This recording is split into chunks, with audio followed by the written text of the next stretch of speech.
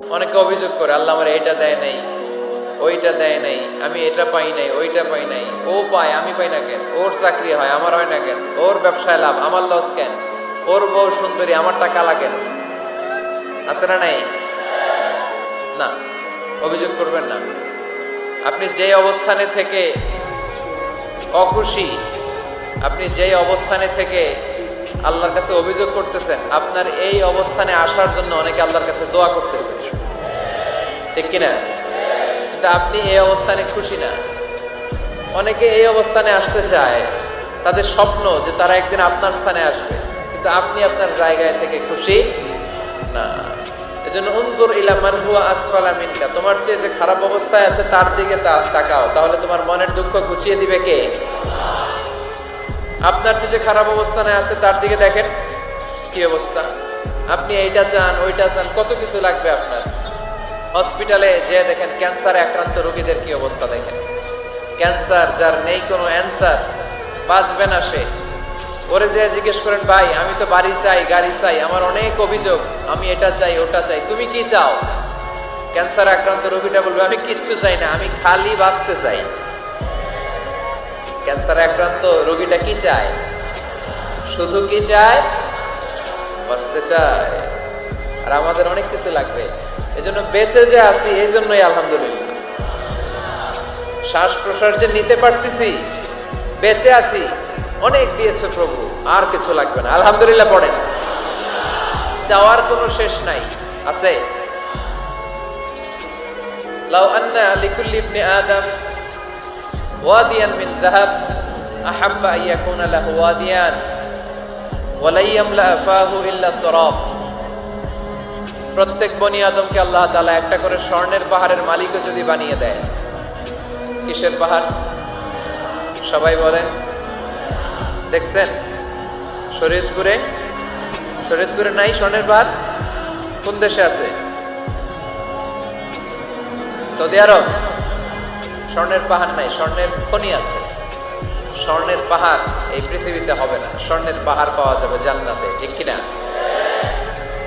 প্রত্যেককে যদি আল্লাহ একটা করে স্বর্ণের পাহাড়ের মালিকও বানিয়ে দেয়, তারা আরো একটা স্বর্ণের পাহাড়ের মালিক হতে চাইবে। আচ্ছা বুঝে শুনে উত্তর দেন তো, আল্লাহ যদি আমাকে একটা স্বর্ণের পাহাড়ের মালিক বানিয়ে দেয়, আমার 14 পুরুষ এই পাহাড়, স্বর্ণের পাহাড় কেটে কেটে ভেঙে ভেঙে বিক্রি করে খেয়েও এই পাহাড়ের অর্ধেকও কি শেষ করতে পারবো? তাহলে আরেকটা লাগবে কেন? স্বভাব, ঠিক কিনা? স্বভাব কি? তো একটা স্বর্ণের পাহাড়ের মালিক যদি আমি হই, আমার 14 পুরুষ খেয়েও শেষ করতে পারবে, তারপরেও আমি আরেকটা কেন চাই? স্বভাব। আল্লাহর হাবিব বললেন এটা স্বভাব। ওয়ালা ইয়ামলা আফাহু ইল্লা তুরাব, কবরের মাটি ছাড়া কোনো কিছুই তার এই জিহ্বাটারে থামাতে পারবে। যার আছে যত বেশি, তার আরো চাই তত বেশি। মানুষের আছে যত বেশি, তার চাই তত বেশি। শেখ সাদি রাহিমাহুল্লাহ, ইরানের বিখ্যাত কবি, বালাগাল উলা বিকামালিহি কাশাফাত দুজা বিজামালিহি, এই কবিতা লিখে বিখ্যাত হয়েছিলেন।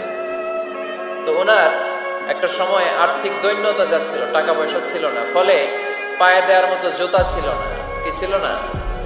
জুতা ছিল না। তো খুব আফসোস করে একদিন মনে মনে আল্লাহরে বলে, আল্লাহ আমি এত বড় কবি, আমার পায়ে দেওয়ার মতো জুতা নাই। আহা, আফসোস করে ঘর থেকে বের হয়েছে। বের হয়ে দেখে এক ভিক্ষুক ভিক্ষা করে, ওই ভিক্ষুকের 2টা পাই নাই।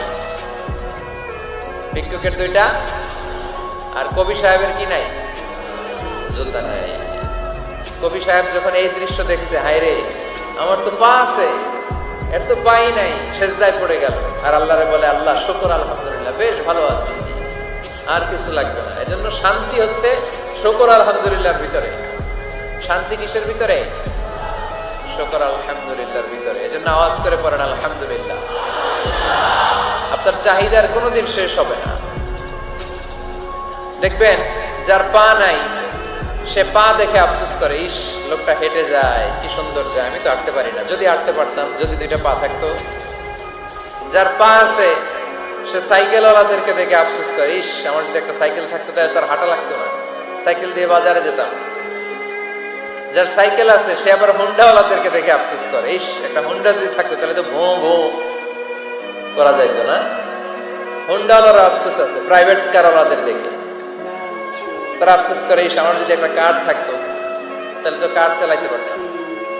যাদের প্রাইভেট কার এদেরও আফসোস আছে, ইস আমার যদি একটা হেলিকপ্টার যদি থাকতো তাহলে তো উড়াল মারতে পারতাম, ঠিক না?